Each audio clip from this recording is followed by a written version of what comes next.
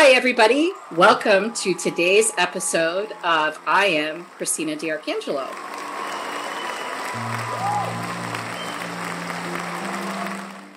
Today, I'm so happy to have our guest and one of my old friends, even though I haven't known Dr. Donner for 20 years. I've known him a pretty long time. And I'm so happy to have you on today, Dr. Donner. Thank you for joining us. Oh yeah, it's my pleasure, Christina. We've put in our time. It seems a lot longer sometimes, but I'm super excited to be on. I'm really happy. So it should be fun. Yes, I think it's great for us to catch everybody up with all the different things we've been working on over the past, however long it's been that we've been working together, just to kind of show people why we've been doing what we've been doing and the benefits of what it is that we have been doing for all the patients that we're trying to help. 100%. And it's ongoing, right? It doesn't, where we started this sort of, years ago is different than where we ended up now. There's plenty of things you and I could have never known about, right? So it's an interesting journey, the way this goes with medical cannabis. So, whether you're a patient, whether you're a provider, whether you're a researcher, it's all a journey, sort of. So it's people forget about it sometimes. So it's fun to talk about it. It definitely is. And I did not start off the podcast properly today with properly introducing you. It's just because we have such a connection. It's easier for me to just get in and start talking to you because this is how we work, and how we talk as friends on the phone. So for everybody out there that's going to be tuning into the show, Dr. Donner is the CEO and president for DMP Medical, as well as one of the co-founders for Compassionate Certification Centers, otherwise known as CCC. That's a lot of how everybody refers to Compassionate Certification Centers, is always by the acronym CCC. That's how I refer to you guys. So I just want to make sure everybody understands that CCC and Compassionate Certification Centers are one. It's the same. It's not some of these other names that you hear out here in Pennsylvania, these other companies that start with this compassion or this care or whatever. CCC is the only game in town that has actually seen all the patients that you guys have since you started in the program when we first started in Pennsylvania. So I think it's important for our listeners and our viewers, for those that are going to be viewing us through the YouTube channel, to understand that. So could you talk about that a little bit and give everybody your background, because you do such a better job than I do? Well, I appreciate the intro, Christina, that's for sure. So yeah, a little bit about Compassionate Certification Centers. So what we are is a medical cannabis healthcare organization that was founded and based out of in Pennsylvania. So it's been about 4 years now or so since the PA program started. We started off with myself and my partner, one doctor, one office. We've since grown where we have, had over 15 doctors at one point, over 10 offices. We've treated over 50,000 patients in Pennsylvania still to this day. I think it's one of the things that we like to pride ourselves on, is that we don't just help people get their medical marijuana cards or certifications. We've been able to really provide a lot of support in an ongoing fashion, which has led to a lot of research as you and I have worked on together. So, and now CCC is also starting to really get into alternative health. So we're looking at things like treating the immune system and stuff. So maybe some things that are outside of medical cannabis, but are really nonetheless important in the individual treatment process. So yeah, if you're in Pennsylvania, CCC, we're here in your backyard. We do a lot of our work virtually now, which you and I were talking about earlier. So we hope to keep going here as time goes on, and probably be in other states as well. That's awesome. And also, to give you guys another plug, is that you are the physicians that work with all of the patients that come through my nonprofit, Affinity Patient Advocacy. So for the viewers out there that don't know what APA is, it's a nonprofit that advocates for patients at no charge. We've been in this space now since 2015, because my father passed away from stage 4 liver, lung, and stomach cancers. And we started off initially with cancer patients only in the traditional space since it was 2015. We then moved into the cannabis and CBD space because of my work through my CRO, Affinity Biopartners. And because of that, patients started coming to us and we started helping them. And we needed a physician and a practice to help support our cannabis patients. And so luckily, you and I were already working together through Affinity Biopartners and CCC doing research. So then it made sense for APA to leverage that relationship. So you've helped, I don't know, between you and the rest of your staff, how I don't even know how many patients now. I mean, they just constantly come in and we go right over to you guys and you help them. And what I love about you guys is the fact that, like, as you mentioned earlier, you're just not a cannabis practice where you're, helping people get their cards so they could get their product. You actually help them. You try to figure out what's wrong with them. And I know this because you're my doctor. So you helped me back in, I think it was 2018. It was 2018 when I came to you and I had the Hashimoto. And we started with the CBD, CBG, CBN, and then you recommended to me, Christina, the pain and stuff, I really think you should get a cannabis card. And so I did. And looking back, I mean, look how much I've improved since you've known me from 2018.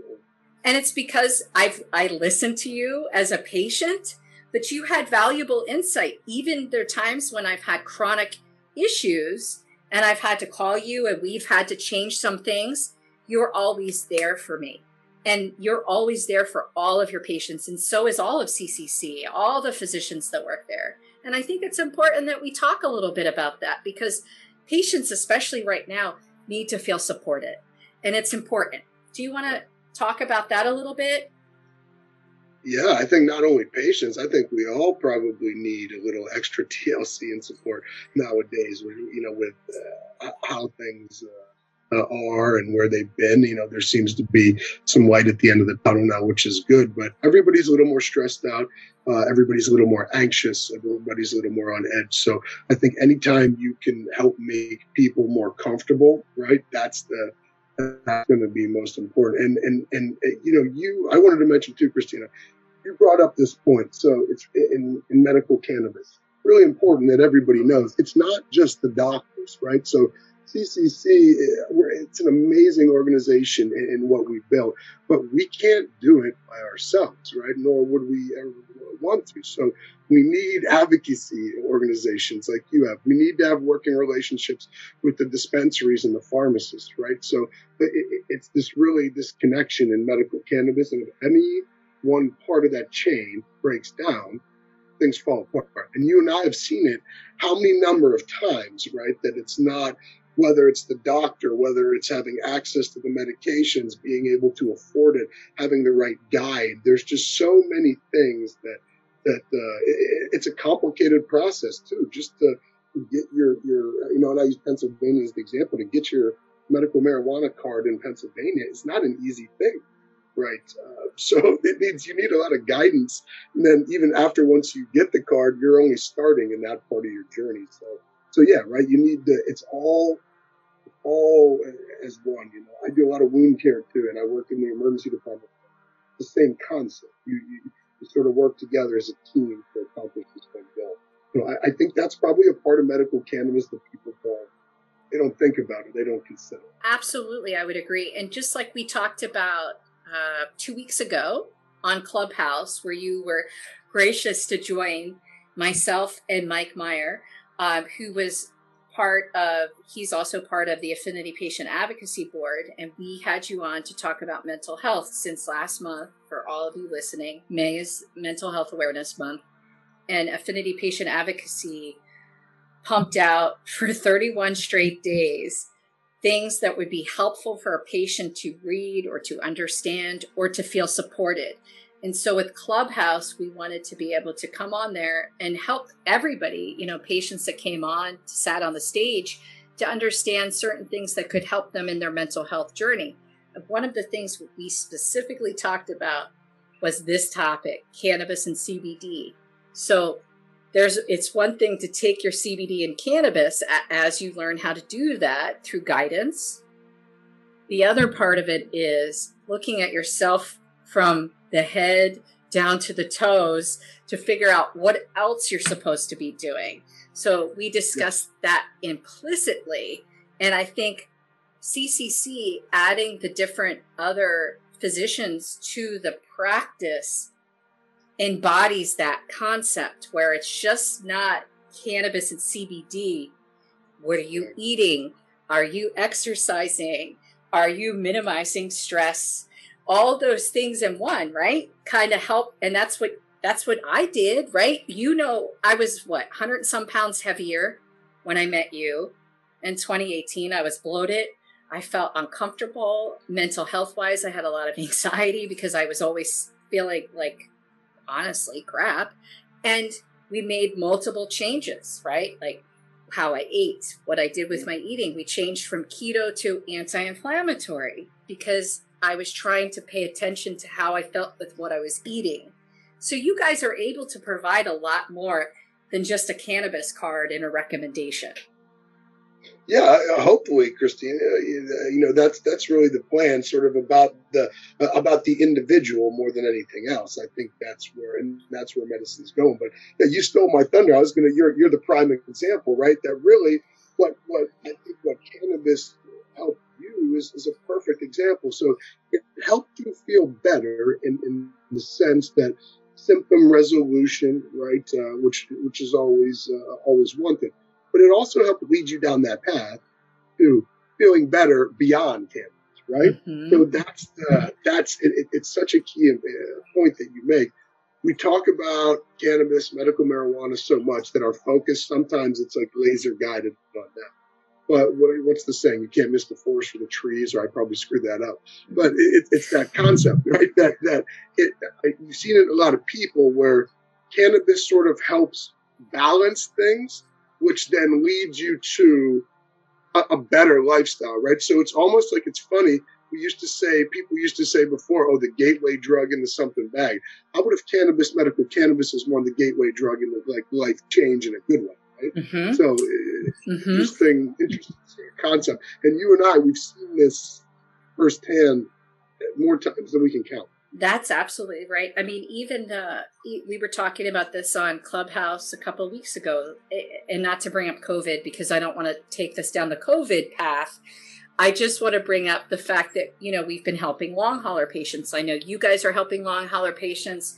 We're helping long hauler patients as well. As a matter of fact, that long hauler patient that I brought up got his renewal through CCC because he needed to get his card. Because one of the first things I asked was, are you taking any medical cannabis? And he said no. And it was because his card had run out while he had been in the hospital 6 times in 3 months with COVID and lost 80 pounds. And when he came to us before he started working with CCC and APA, he was suicidal. He had his pension. He had all of his documents ready to go, because he was ready to check out, because he's 2 years older than me. We're around the similar age, you and I. So he's in our age group. He has 3 kids, a wife, works hard every day, is a good man, and he couldn't take it anymore. His mental health had spiked so high, and then how he was feeling was so terrible that he just was like, I don't know if I want to go on. And thank God he came to us when he did, because we immediately went in and started helping him. And now he's doing so much better. So, but him is a good example of what you did with me, with how you helped me understand the wholeness of what I needed to do. I then carried it down to him and said, what are you eating? Are you drinking enough? Are you watching your circadian rhythm? Are you trying to wake up every day at the same time so you get the same amount of sleep every day? I've learned all these things from you guys, And then, and Christina, as much as I appreciate you giving me the credit for some of this stuff, a lot of most of it is what you've done, right? And this is what one of the beautiful things is cannabis-based medicine and maybe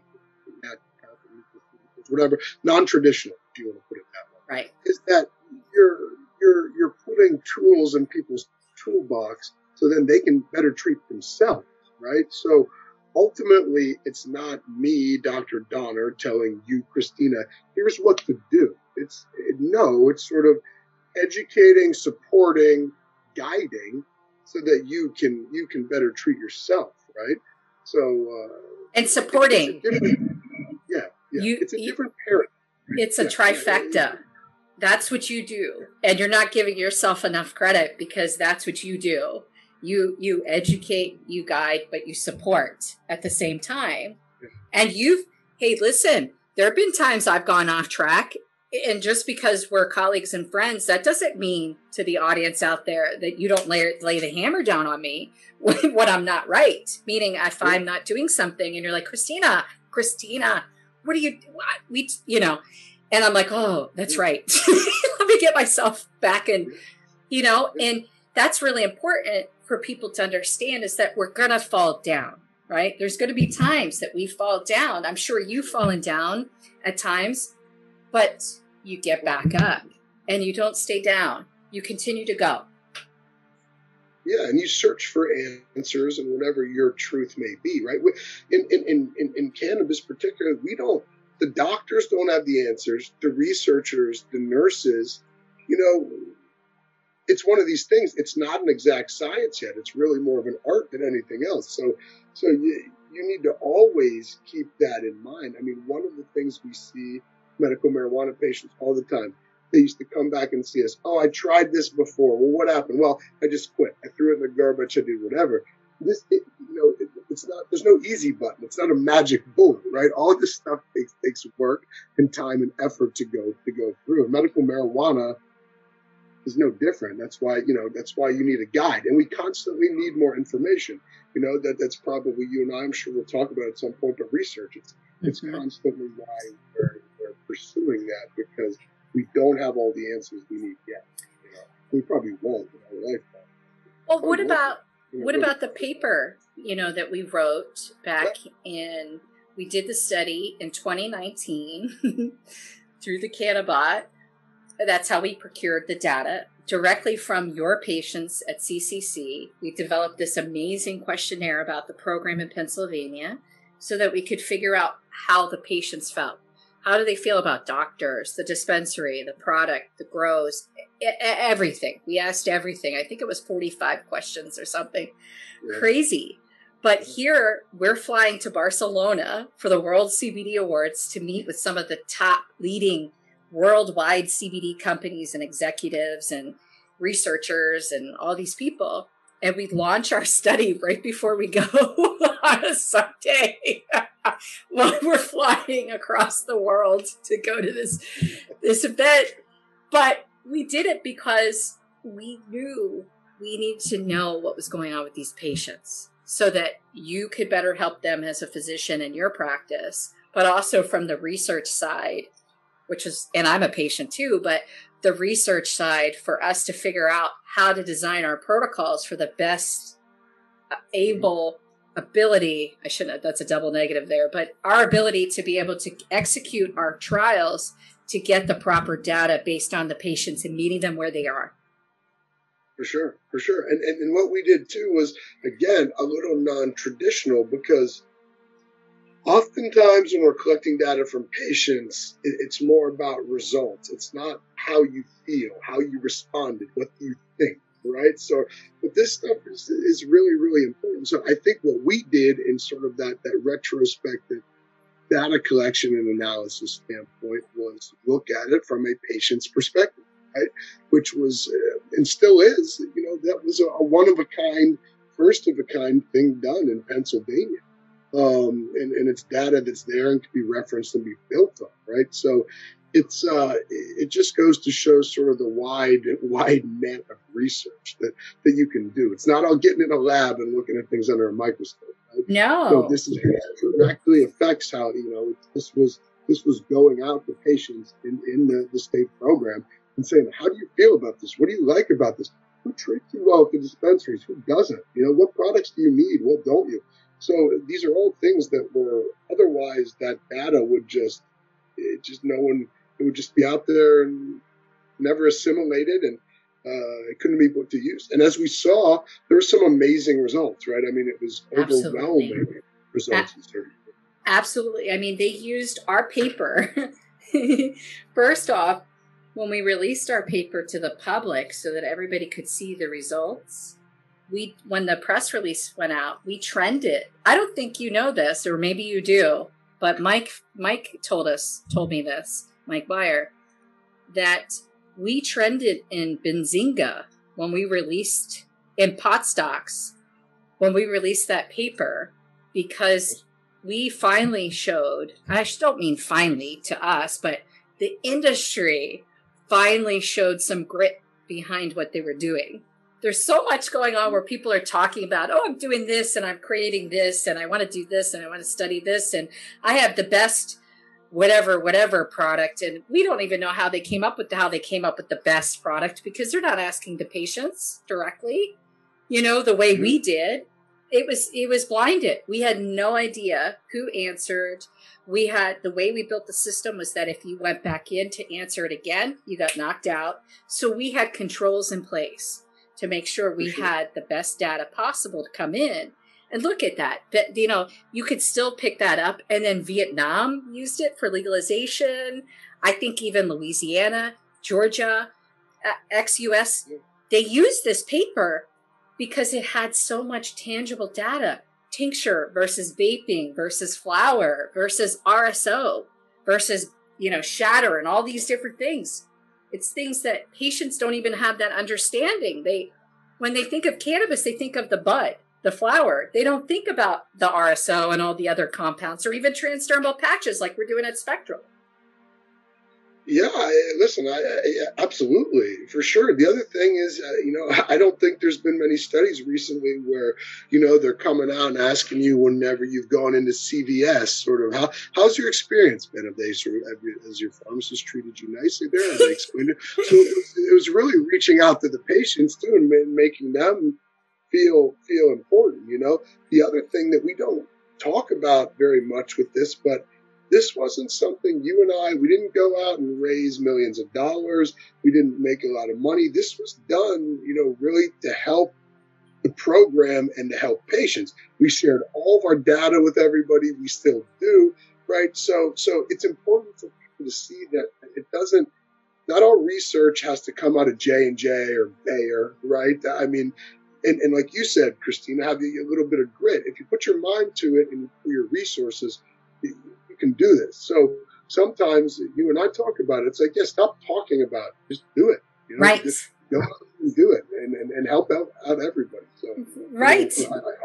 I hope it was beneficial that way too. I think so. I mean, we used that paper for a recent client of ours, which, obviously we can't disclose on the podcast who that is because it's sensitivity, because it's very confidential. But we use that paper to help us with an IRB submission in this space, because the IRBs, for people out there that don't know what that acronym is, because in research land it's like alphabet soup, it's an institutional review board. I refer to them as the FDA light. They protect you as a patient. They're very important to us. They have to bless every protocol, every informed consent, every piece of paper that's provided to those patients. They make sure that you're doing everything up to par for their safety and their welfare. It's great that they're here. But IRBs don't necessarily understand what we're trying to do in the cannabis space, because they look at it as a biologic a lot of the times. And our products come, unless they're made synthetic, which ours are not for our clients, it's a nutraceutical. It's coming from a plant, and we turn it into medicine through all the procedures you're supposed to follow under the pharmaceutical guidance. So we're constantly educating even professionals who we've been alongside all these years in traditional pharma and biotech. Now it's up to us to teach them what we're trying to do, so they understand when they see a protocol. Like, for example, we're doing something in Pennsylvania. These patients have been taking this product since the program opened up in Pennsylvania for years. We already know that's safe, right? Because otherwise they would have been calling the Pennsylvania Medical Cannabis Program. For sure. And it's doing research is hard. I mean, you and I, we have one study right now. We know we've been working on this for going on 2 years, right? And really from a regulatory standpoint has been where the issues are. And IRBs, I don't think it's necessarily their fault, but there's difference between state and federal regulations, the products. It's a really slippery slope, and it's not for the faint of heart, right? So, when we said on one side of the tongue, we were like, look, people should get out there and do research. On the other side, there's a lot of roadblocks that are still in our way. And we, for lack of a better term, we just got to get over a lot of this stuff. Some of these regulatory hurdles, we just got to stop, worried about what was things that were appropriate in 1960 or 1970 with regard to cannabis and hemp. And I mean, we need to move on. It's crazy to think that it can be, cannabis can be literally not only medically legal in your state, but legal adult use or recreational, but you can't do research. Right. And how about someone like you, a physician who's been a lead principal investigator and a key opinion leader, otherwise known as a KOL, doing research in multiple indications, not just cannabis, folks. Dr. Donner is the real deal. He's been doing research for years, okay?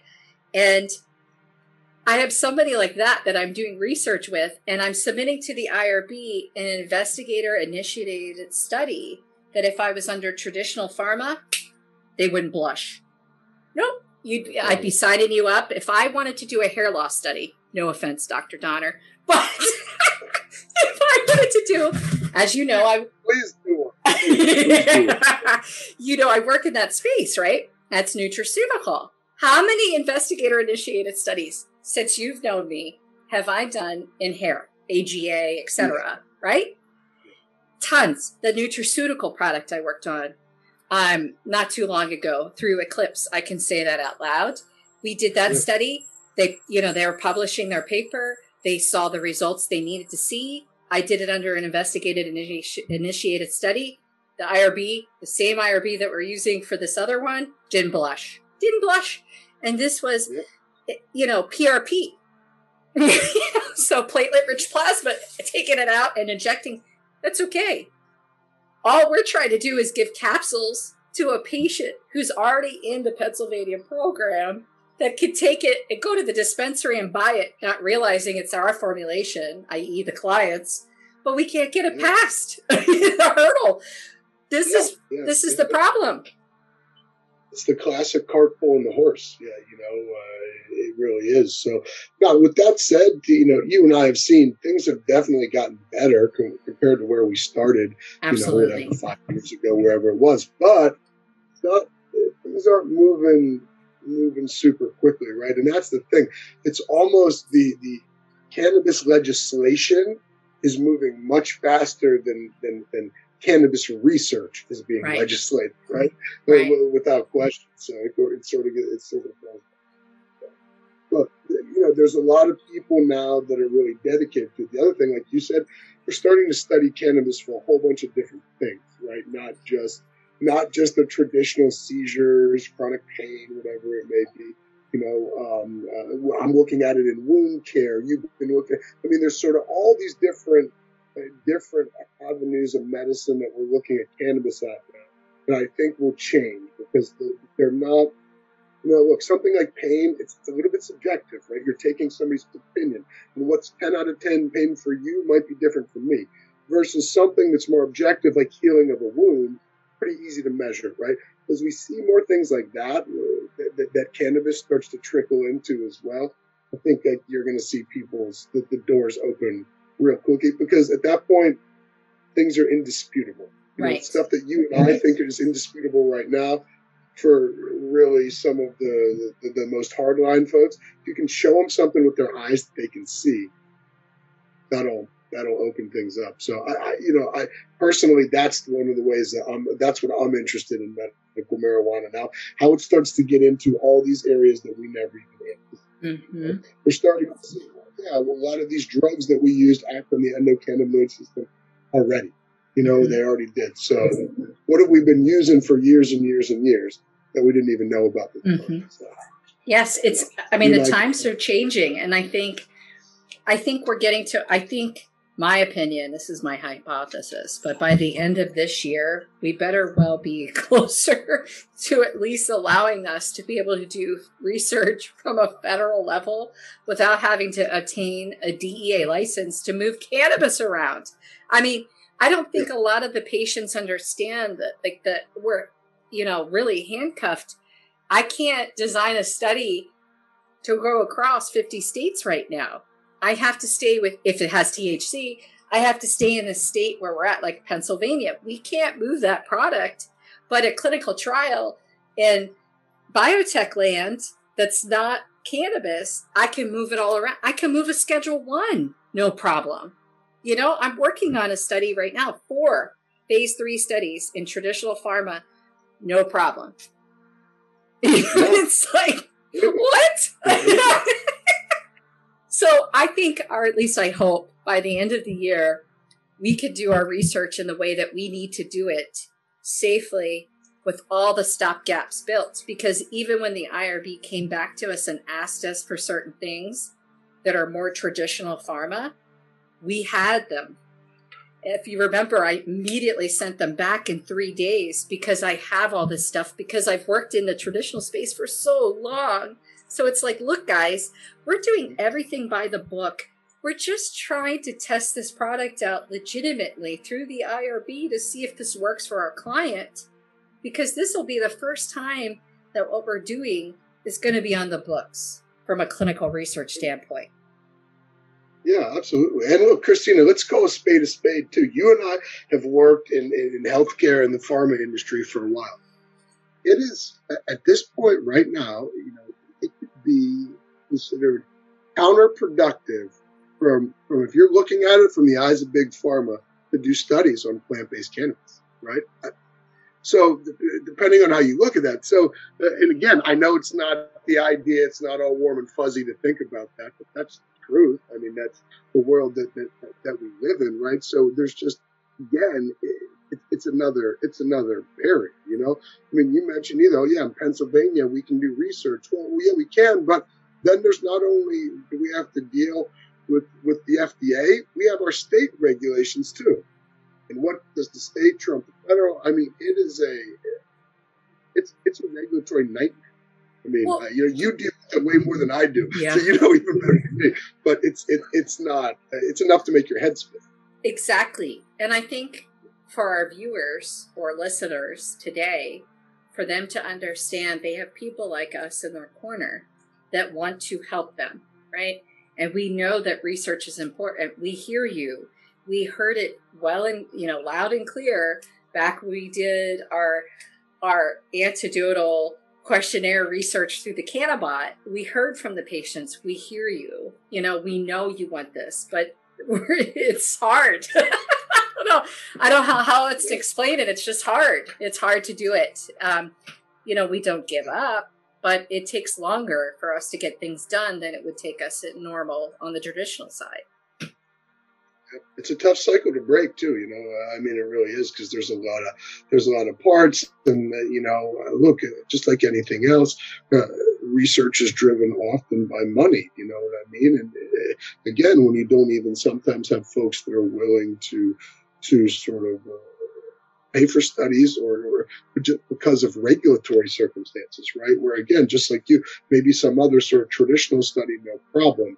The funding can be like that. Something with cannabis where you could probably do for way less funding, it doesn't get it because people are like, yeah, I don't know if this is going to go through. I don't know what the time frame is on this. When does the regulatory landscape change? So, people like you and I, Christina, sometimes our hands are tied coming out the gate, right? Mm-hmm. So it makes. But I'm a cup half full type of guy, so we're making progress and kicking down doors as time goes on. And look how much we've done in the short time that we've worked together. And that's the thing we want everybody to understand. That's going to be listening to this or watching us is that we've made a lot of advancements, and so don't be discouraged by us talking today about some of the hurdles. We just want you to understand why it doesn't go faster. It's not because we don't want to go faster. Trust me, if we could run 25 studies at once, we'd be doing it, but this is just the way it is right now. So I think for our viewers, we have so much stuff that you and I have planned over the next couple of months, which we can't tell everybody right now, but I'd like to invite you back on again in a couple of months where we can really talk about some of the things that we knew about today that we couldn't talk about, at this time because we're working some things out. But we've got a lot of amazing stuff that we've been working on together that we just can't wait to kind of blow the lid off of and really show patients like, holy cow, this is what we've got going on for you guys. I mean, we think about it all the time. And I just want our viewers to know that, because I don't want them to be discouraged that we're not getting it done as fast as if we could, we would. Yeah, absolutely. And just to add on top of that too, for those of you out there watching maybe that aren't in the United States, we're doing, this doesn't just apply to what is our home in the U.S. Christina and I and people we work with are really doing a lot of work outside the United States, and especially in places that we would consider emerging and developing, so we can help support. So not just for USA, yes. For those of you. Thank you for bringing that up, Dr. Donner, because we have a global plan, and we've started engaging. Dr. Donner tipped you guys off today. We've started to engage in various settings where we can make an impact and we can really help patients with unmet medical needs, that aren't getting what they need where they're at. Hopefully we can help them feel better, because at the end of the day, we just want people to feel better and wake up every day and say, okay, another day to do whatever it is that they're trying to do. Absolutely, yeah. And there's countries out there that literally we take for granted, but they haven't even started their journey through medical cannabis at all. So it's the resources that all of us in the industry have gained over the last years. I mean, boy, can those be good. Put the good work, right? So some of the potholes that we stepped in, some of the mistakes we made, sometimes we dragged our feet. I think when we can help folks avoid that, it's a good thing. That's what we're supposed to do, right? It's like you said earlier, we put our tools in our toolbox and we deploy them as needed. And that's what we're doing, out here, guys, is that we continuously build our toolbox so we have it ready to go. So if somebody asks us about something, if we have it in our toolbox, we can pull it out. If not, I'm sure we could figure it out. I mean, look at all the things we figured out thus far, So I can obviously talk to you for hours, but it's probably good that we wrap up before we say something we shouldn't, and then the production team gets mad at me for spoiling something. I appreciate your offer to have me back. I would love to be a guest, Christina, anytime. This was a good first date for our podcast. So thank you so much. I'm so grateful to have you, as my friend, my colleague, my teammate. Like everything that you say about, you're definitely one of my right-hand people that I respect so immensely, and I appreciate you joining me today. And recording with me today so that we can help share the stuff that we're working on for everybody out there. Yeah, no, you got it. I feel the same way about you, and I appreciate you having me on. It was a lot of fun as usual, my friend. Yes, absolutely. So, as I end every one of my podcasts, it's really important for everybody to know